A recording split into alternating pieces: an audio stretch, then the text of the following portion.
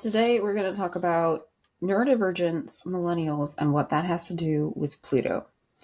My name is Jayanne. I am an astrologer. I'm an energy healer, and I just like to also dabble in like postulating about things about generations, right?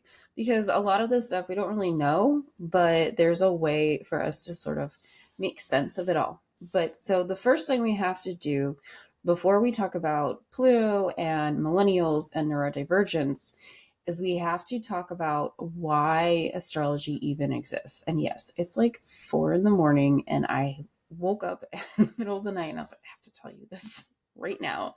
So that's why my voice is like, I don't know, 4 a.m. voice. It's fine. Because this is really important. This is really important because I think a lot of the people are asking these questions. Why is this happening right now? Why is there this explosion of neurodivergence right now? Why these generations are affected? And what is going on, right? Is there something in the water? Is there something in the fill in the blank, right? And maybe that's true, but from an energetic standpoint, from a large scale energy standpoint, from a subconscious, collective subconscious standpoint, there's more to it. There's a reason why, regardless of the how, there's a reason why these things are happening. And it all goes back to why astrology even exists in the first place, okay?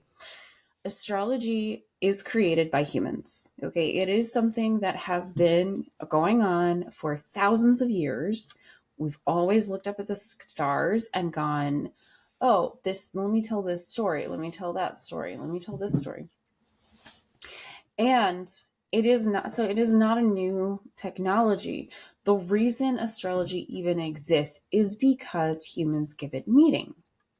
And that doesn't mean we can just be like, oh, I don't believe in it, so therefore it doesn't exist. For me, it's true for everyone because for thousands of years, the collective conscious has been focused on these stories.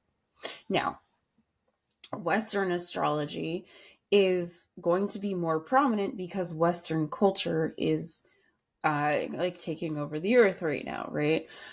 All that to say, like, Eastern astrology is also true, and it's because of the way that information travels through the collective unconscious and the collective subconscious, we get to have that also be true for those of us, even though we're in westernized culture.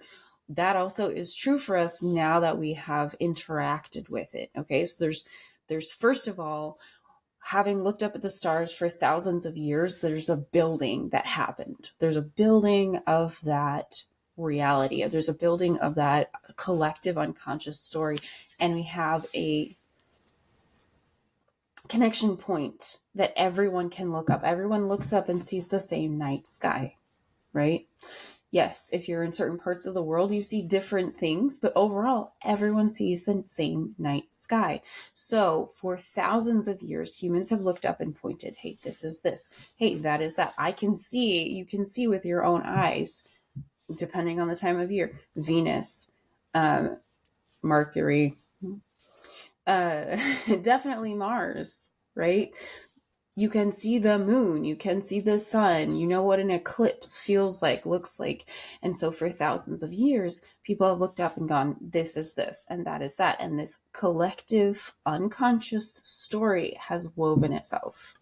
Okay, so now when we look up, we see a mirror of our own collective unconscious right now, right? That's why astrology even matters to anyone. Okay, it has nothing to do with like, oh, somebody put this stuff in the sky and like told these stories. Like, it has everything to do with the fact that our consciousness creates our stories, and our collective unconsciousness for thousands of years was telling these stories in relation to something we can point to in the night sky. Okay. So this is important because Pluto has not always been in the conscious awareness. It's always been there, but it's not a planet. It's a very recent discovery of a planet. Okay.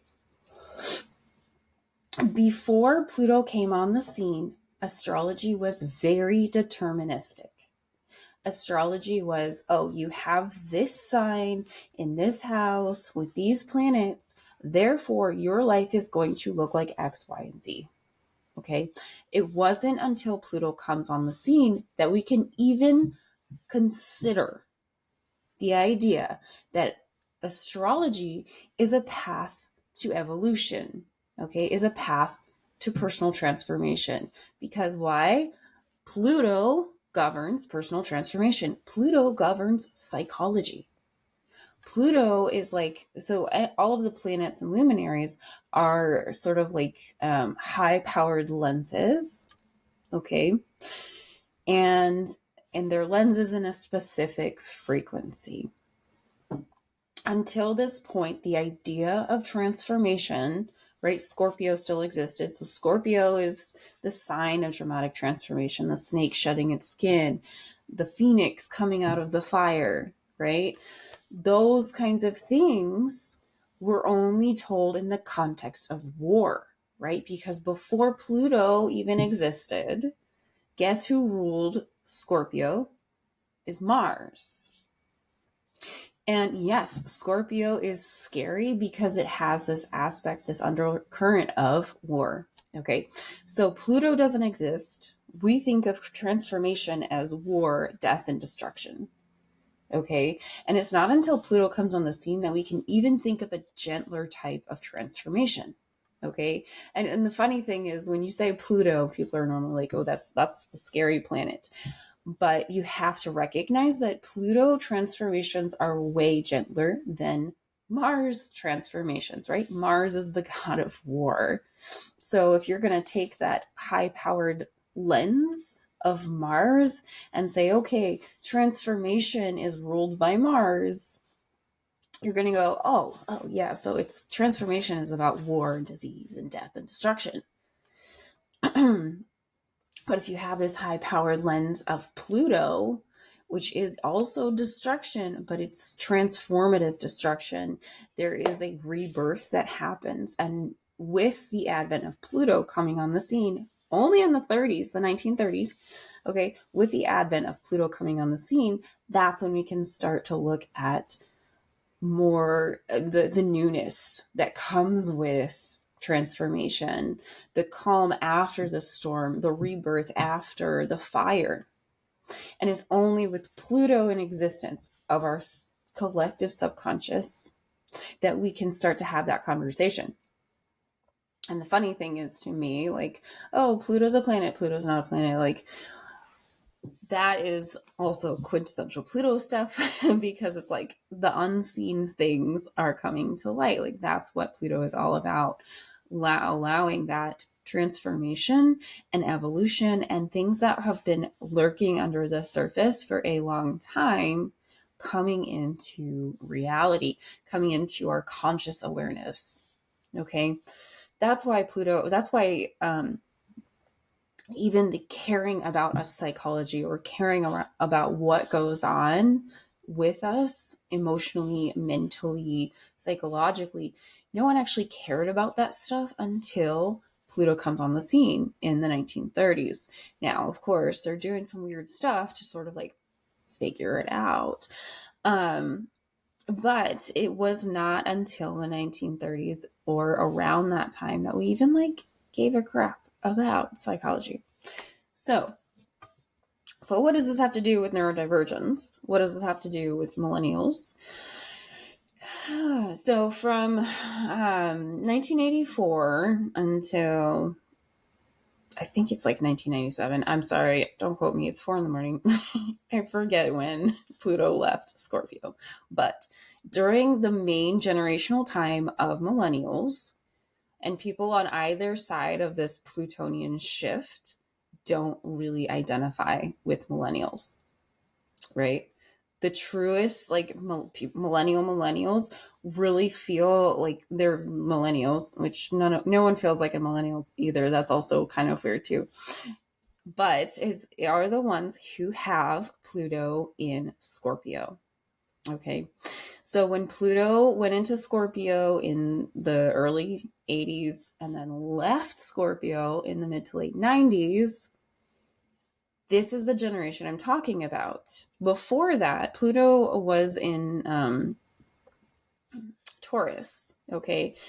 And so when we think about Generation X, and so like 1980 to 1984, like they're considered millennials. But if you talk to anyone born during those times, they're like, oh, I feel like more identified with Generation X. I do feel some of that millennial stuff, but I feel more identified with Generation X.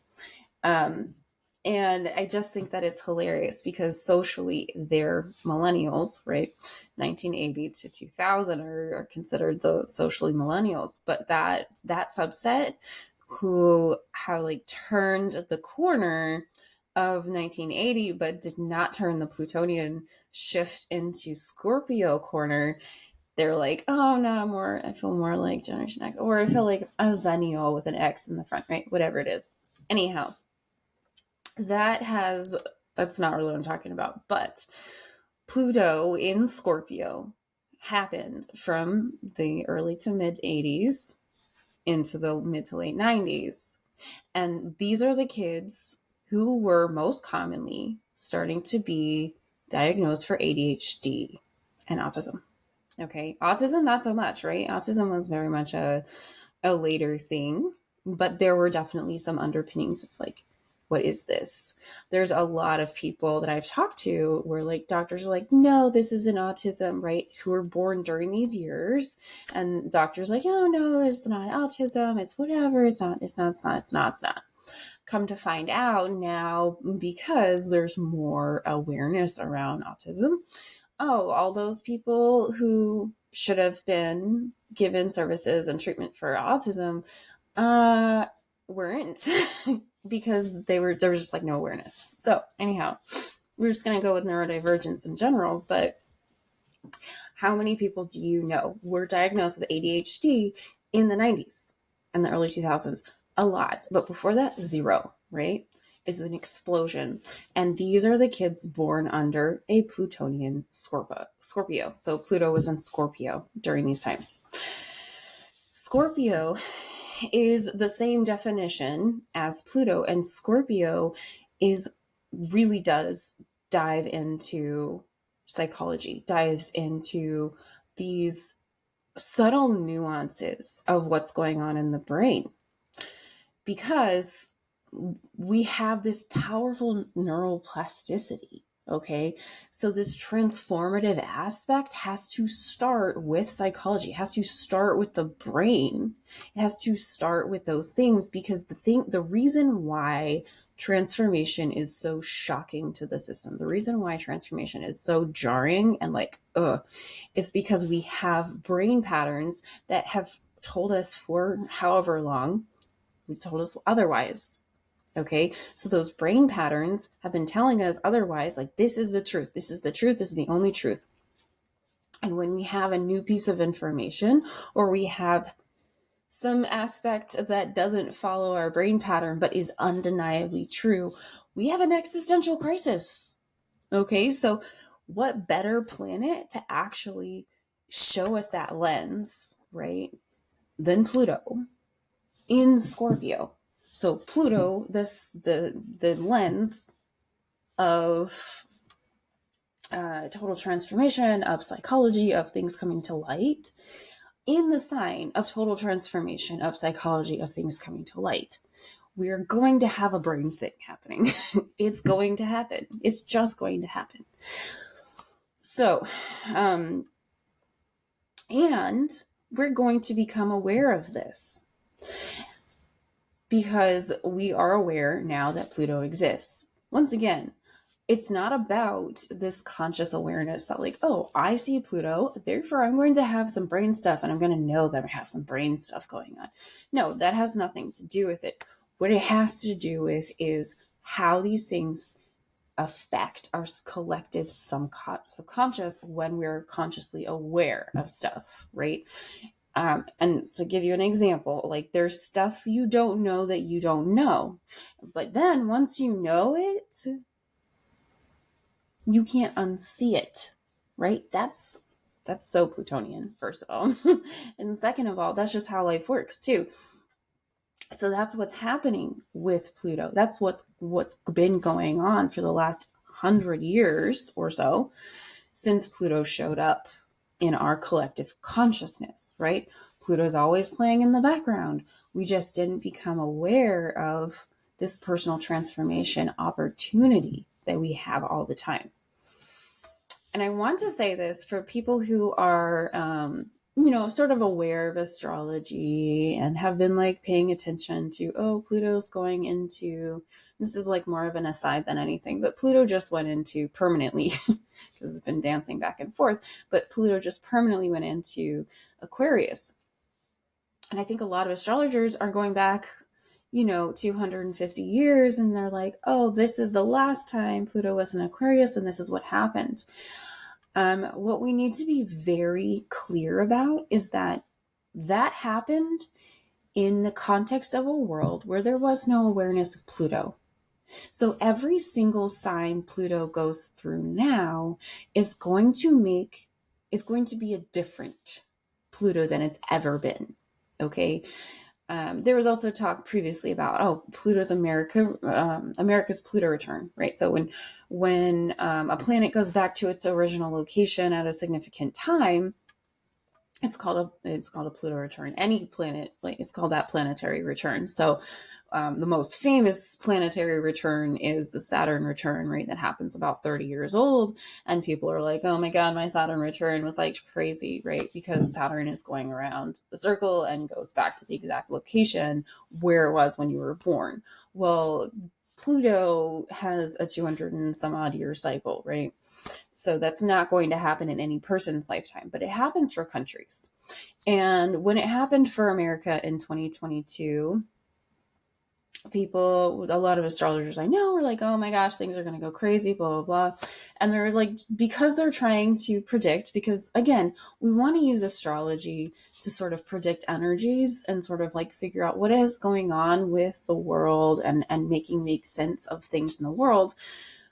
We're going to go back and say, okay, what happened last time this Plutonian event happened, or other countries like England has had 2 Pluto returns, right? England's a very old country.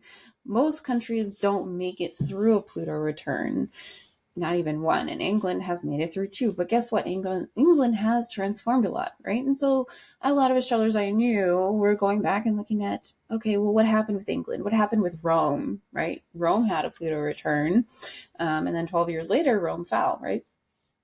So that's the big question, like what are some comparisons that we can make? But the one variable that no one is talking about is they never knew what Pluto was. And halfway through Pluto's transit and in the sky from when America was founded until now, halfway through, we didn't know what Pluto was either. So all bets are off. All bets are off when it comes to this Pluto stuff. And I'm going to venture a guess, a educated guess, that it's going to be different than it's ever been, because every single sign that Pluto goes through from the 30s until now is going to be different than it's ever been. This is the first time we're seeing it in that sign and having conscious awareness of it. Anyhow, let's talk about neurodivergence and let's get back to that. This is the first time. The first time in the 80s was the first time that we had conscious awareness that Pluto existed, and it was in Scorpio. Okay. So that's why, first of all, millennials are a little weird, because they're looking at as a collective generation, millennials are looking at the secrets behind the secrets, right? Who loves a conspiracy theory more than a millennial, right? The secrets behind the secrets. And we're looking at, what does it mean to be different? And how, if I look at my own psychology and I look at everyone else around me, what does it mean to be different? And all of these things that we talk about, like how neurodivergence happens. Okay, now we're also talking about collective secrets coming to light. We're questioning things that were not questioned before. And every other generation is like, what's wrong with you? Why are you questioning this? because we are primed as a generation to be seeking out the secrets.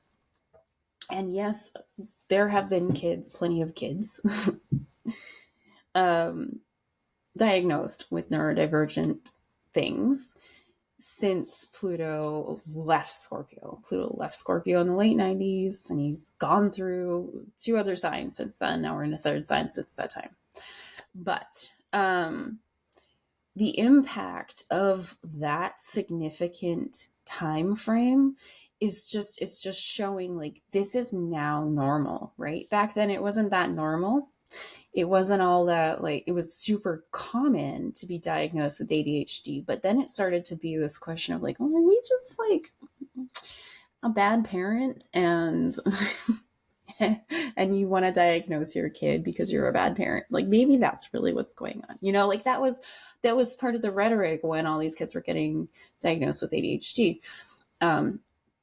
So anyhow, millennials are going to be more psychically aware. They're going to be more psychologically aware, and they're going to be more interested in things that are what seems to be a secret in the context of personal transformation. Okay. Millennials, nobody else loves a good personal development tool like a millennial, right? And it's all got to do with this underlying Pluto in Scorpio in the entire generation. And I would love to talk more about other generational stuff in regards to planets. But if you like this video and you're like, yeah, we need to talk more about that, please like leave a comment so that way I know like this is something that you want to talk about, because I have a lot of theories about a lot of the generational stuff. But this was like so deep dive into it that I just like, whoa, hold on guys, maybe I shouldn't keep going. So Pluto in Scorpio, we're aware of Pluto in the first time that it's in Scorpio, and neurodivergence, which means everybody's not the same, which means something is different, which means secrets are coming to light.